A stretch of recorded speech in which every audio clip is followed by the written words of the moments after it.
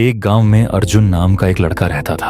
अर्जुन पढ़ाई में बहुत होशियार था और सब उसकी बुद्धि और तेज दिमाग की तारीफ करते थे। लेकिन अर्जुन की एक बड़ी कमजोरी थी, वह समय का सही उपयोग नहीं करता था। वह अपना ज्यादातर समय दोस्तों के साथ खेलने, मोबाइल पर गेम खेलने और बेकार की बातों में बिताता था। उसके माता पिता ने कई बार उसे समय की कीमत समझाने की कोशिश की, लेकिन अर्जुन को यह बात समझ नहीं आती थी। वह हमेशा सोचता, मेरे पास बहुत समय है, सब कुछ बाद में कर लूंगा, अभी तो मजे करने दो।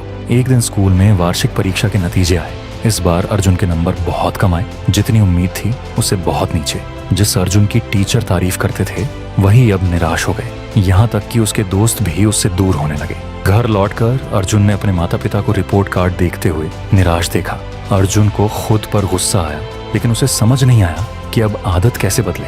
उस रात अर्जुन अपने दादाजी के पास गया, जो गांव के सबसे समझदार और सम्मानित बुजुर्ग थे। दादाजी के पास बैठकर अर्जुन ने अपनी परेशानी बताई और कहा, दादाजी, मैं समझ नहीं पा रहा कि मैं इस बार फेल कैसे हो गया, जबकि मैं एक अच्छा छात्र हूँ। दादाजी मुस्कुराए और बोले, बेटा, समस्या यह नहीं कि तुम अच्छे छात्र नहीं हो, समस्या यह है कि तुमने समय को हल्के में लिया। समय बहुत कीमती होता है, अगर इसका सही उपयोग करो तो सफलता मिलती है, और अगर इसे बर्बाद करो तो ये पीछे खींच लेता है। अर्जुन ने हैरानी से पूछा, लेकिन दादाजी, समय तो हमेशा होता है ना, मैं बाद में भी सब कर सकता हूँ। दादाजी गंभीर होकर बोले, नहीं बेटा, समय नदी के बहते पानी जैसा है, जो बह गया वो कभी वापस नहीं आता। चलो मैं तुम्हें एक कहानी सुनाता हूँ, जिससे तुम्हें समय की कीमत समझ में आएगी। दादाजी ने कहानी शुरू की। बहुत समय पहले विक्रम नाम का एक शक्तिशाली राजा था। उसके पास बहुत धन दौलत, भव्य महल और ढेरों नौकर थे, लेकिन उसे भी समय बर्बाद करने की आदत थी। वह देर से उठता, दरबार की जगह दोस्तों के साथ समय बिताता और हर काम कल पर टाल देता। एक दिन एक साधु उसके दरबार में आया और बोला, राजा जी, आपके पास सब कुछ है, लेकिन आप अपनी सबसे कीमती चीज समय को बर्बाद कर रहे हैं। अगर आपने इसे सही से नहीं अपनाया तो एक दिन आपको पछताना पड़ेगा।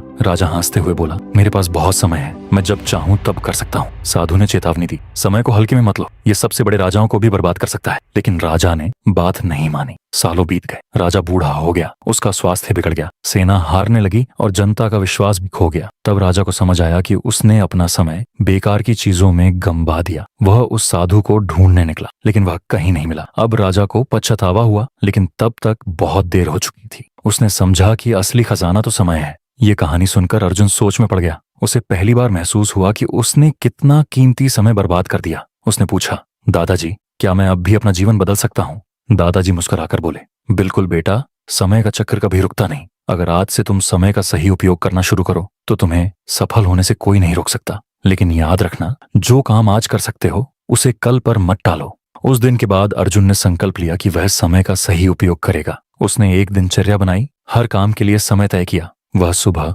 जल्दी उठने लगा, पढ़ाई पर ध्यान देने लगा और व्यर्थ की बातों से दूर रहने लगा। धीरे धीरे उसके मेहनत के अच्छे नतीजे आने लगे। अगली परीक्षा में वह क्लास में प्रथम आया। फिर वह एक सफल व्यवसायी बना और अपनी जीवन शैली से सबको प्रेरित किया।